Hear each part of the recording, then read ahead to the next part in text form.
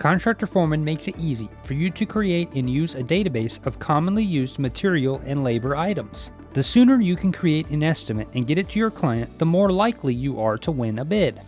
Time matters, and our cost items database makes it super simple for you to build estimates quickly by storing your material, labor, equipment, subcontractor, and other items for future use.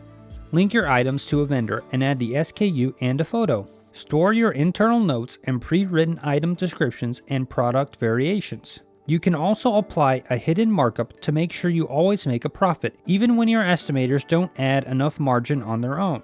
Import these items into your estimate, change orders, work orders, purchase orders, bills, invoice, or schedule of values. Enter it once and done. With our pricing database, you can do all your item pricing all in one place. Storing your pricing details in our cost items database helps you get a jump on creating your estimate by reducing the amount of pricing requests you have to submit to your vendors each time you need to send out an estimate.